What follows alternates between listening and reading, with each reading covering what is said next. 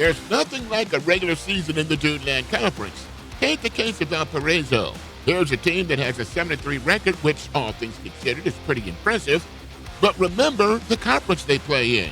Of their 3 losses this season, 2 have come in the Duneland. Now, here's the good news. The Vikings have won 3 in a row, all conference victories, including last week's impressive win over LaPorte. Earlier this season, the Vikings beat Chesterton thanks to 321 yards rushing. To say the Vikings would like a repeat of that performance Friday night would be an understatement, as the 2 teams rematch in the sectional final. Chesterton is always respected by our program. They have a great staff, they have a great community and kids that are on their roster. Happy for them to have some success in the back half of their season. They got a lot of things going on, they got a lot of momentum right now, but the same could be said for us. Since Maryville week, we haven't lost a game either. So being able to pit the 2 against each other is going to make for some great region football this weekend. The big thing for us is stick to our basics. Stick to the blocking, the tackling, the passing, the catching.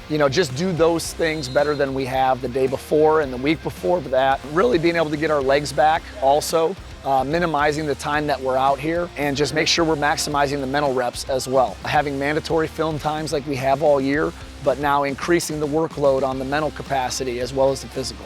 Unlike previous seasons where it's a countdown to each and every single week, our seniors this year chose to go ahead and do a countdown clock to the state championship game. And so it's always in the forefront of their mind when they walk into the locker room, just how many days left that they may be blessed to go ahead and play this sport. As we hit playoff season and hopefully hit a playoff run, they have picked up the intensity. They understand that every practice correlates to how we're going to go ahead and do in the game. And they've really brought that tenacity, and every time they go out on a Friday night, they understand and realize that it could be their last, and up to date, they have brought everything that they could.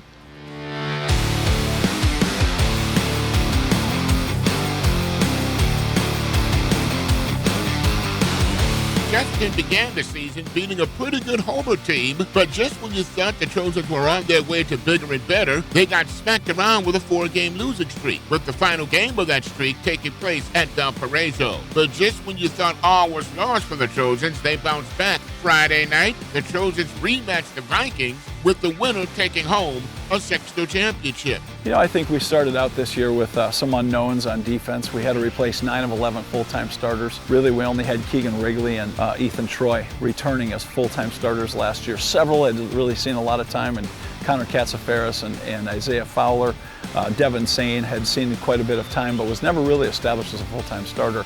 Those first several games, leading into around the middle of the season and almost up until we played Valpo the first time, we found ourselves really trying to find some identity, really working on gelling and clicking as a defense. Offensively, we had some new faces that we had to replace at the offensive line with a couple of guys. Over the course of the season, we've seen some great growth and development from several of our guys, from Sebastian Boswell to Brady McCormick, both playing the quarterback position, and some of our running back positions to our receiver positions, Tyler Peterson and Bryce Toma, Levi Wheeling and Aiden Weaver doing a great job stepping up and really establishing themselves as full-time players at the offensive line. For us to be able to renew 3 of those guys and bring in 2 new faces over the course of the season, we've seen some great growth and development there as well. I think our experience through this season, having been through a couple of those really close games and even losing some of those close ones, for us to have remained as close, as tight-knit as we have in some of that adversity, I think is really going to play in our favor. It's really helped us over the course of the last couple of weeks